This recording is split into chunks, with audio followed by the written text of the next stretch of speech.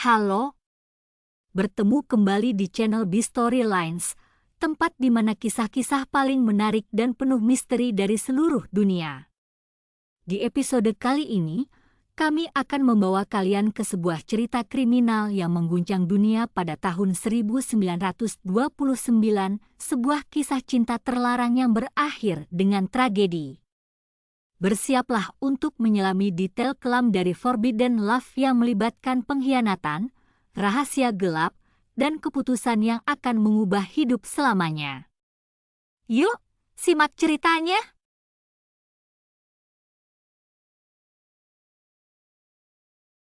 Bagian dari cerita ini mungkin berisi opini dan spekulasi dan harus dianggap demikian. Cerita-cerita ini menggambarkan kejahatan kekerasan dari semua jenis dan dapat memicu beberapa pendengar. Disarankan bagi pendengar untuk bersikap bijaksana. Kisah ini adalah kisah tentang keterkejutan dan pengkhianatan, cinta dan ketakutan.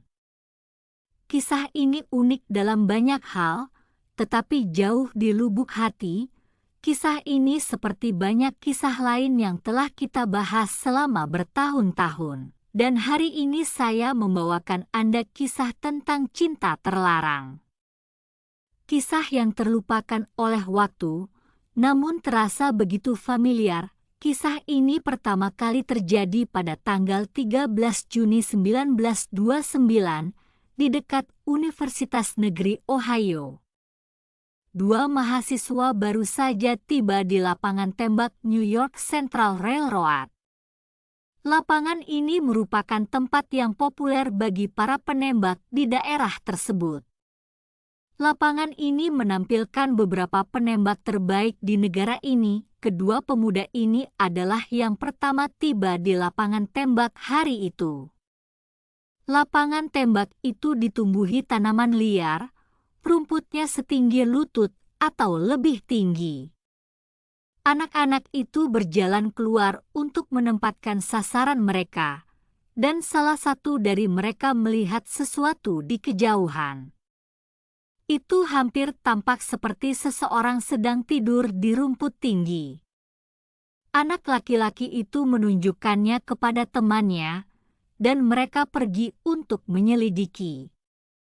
Apa yang mereka temukan, mereka tidak akan pernah lupa. Seorang wanita tergeletak di lapangan. Kepalanya babak belur dan berdarah. Saat mereka semakin dekat, mereka tahu dia sudah meninggal. Mereka segera meninggalkan lapangan tembak dan memberitahu polisi tentang apa yang telah terjadi. Salah satu detektif pertama di tempat kejadian adalah Kepala Detektif W.G. Schellenberger. Detektif itu menyarankan semua orang untuk menjauh dari mayat itu. Dia ingin mengamati area tersebut sebelum mereka masuk. Dia bisa melihat jejak yang dibuat kedua anak laki-laki itu dari rumput tinggi, menempatkan target mereka dan kemudian jejak mereka menuju tubuh.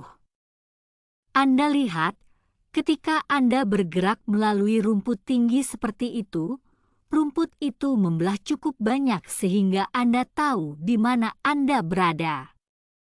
Namun, selain jejak mereka, tidak ada jejak lain di area tersebut. Tidak ada yang mengarah ke atau dari tubuh. Jadi, ini membuat detektif percaya bahwa jejak itu sudah ada di sana selama beberapa waktu. Rumput telah mengubah posisinya, dan jejaknya kini hilang. Mereka kemudian bergerak masuk.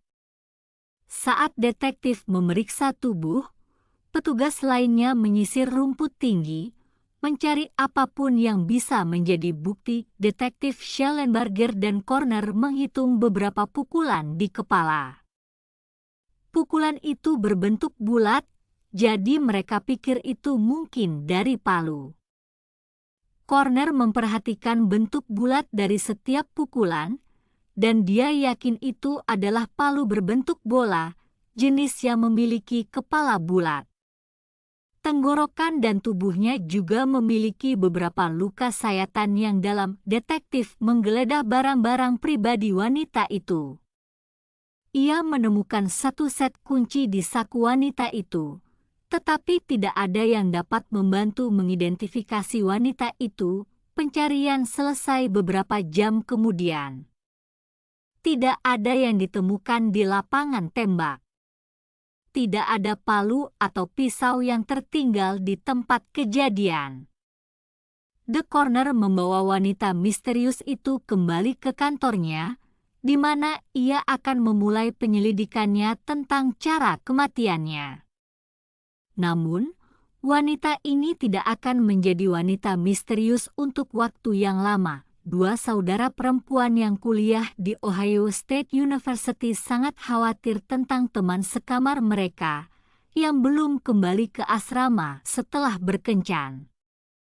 Jadi, mereka memutuskan untuk pergi ke kantor polisi dan memberitahu pihak berwenang tentang situasi tersebut.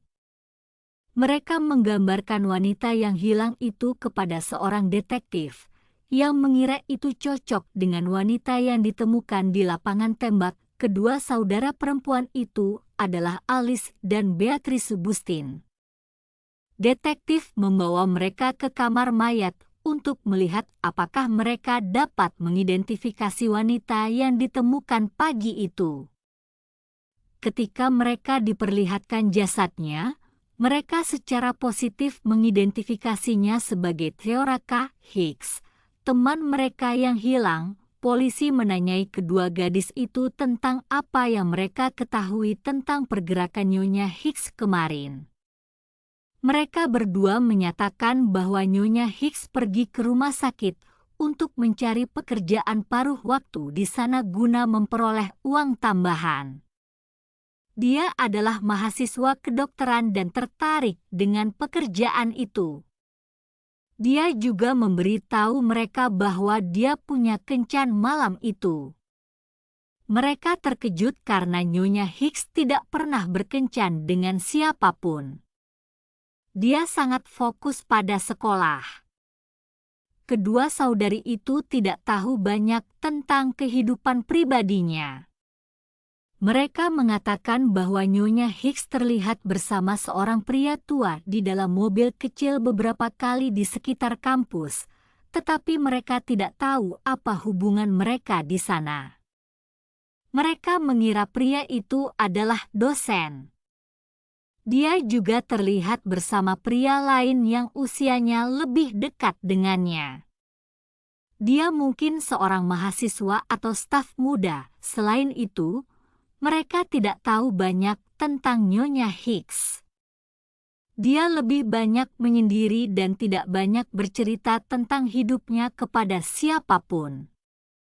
Satu-satunya hal yang mereka ingat dari ucapannya adalah bahwa keluarganya berasal dari Florida, tempat orang tuanya tinggal.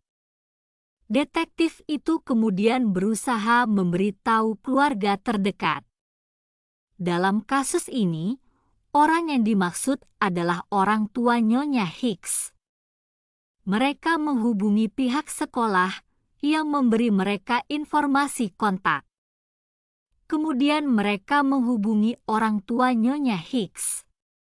Mereka benar-benar terpukul mendengar berita kematian putri mereka. Mereka sudah lama tidak bertemu dengannya sejak dia mulai bersekolah.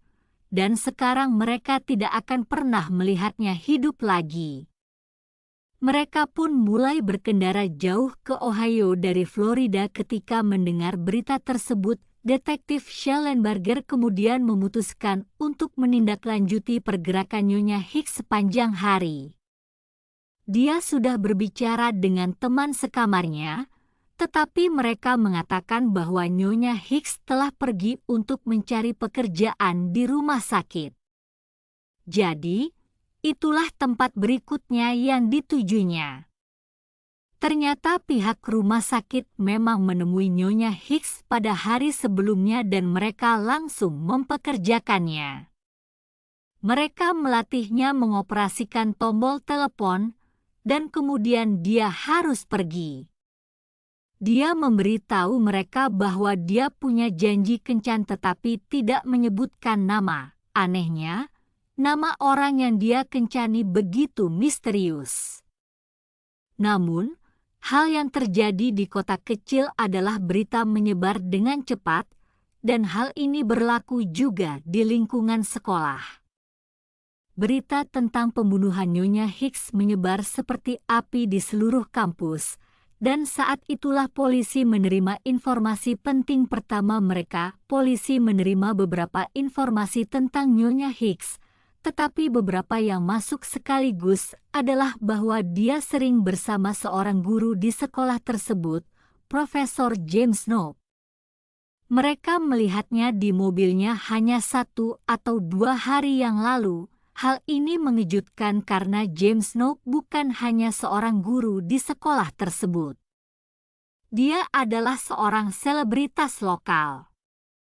Dia pernah memegang rekor dunia untuk menembak pistol dan juga peraih medali emas di Olimpiade musim panas 1920 untuk menembak pistol beregu sejauh 50 meter. Dia mengajar kedokteran hewan di Universitas Negeri Ohio dan telah mengajar selama beberapa waktu, sehingga namanya dikenal sebagai anggota senior fakultas tersebut. Detektif menelepon sekolah untuk mencari tahu keberadaan Profesor Snow, dan asistennya memberitahu bahwa mereka yakin Profesor pergi ke tempat latihan menembak, tempat ia menghabiskan sebagian besar waktunya.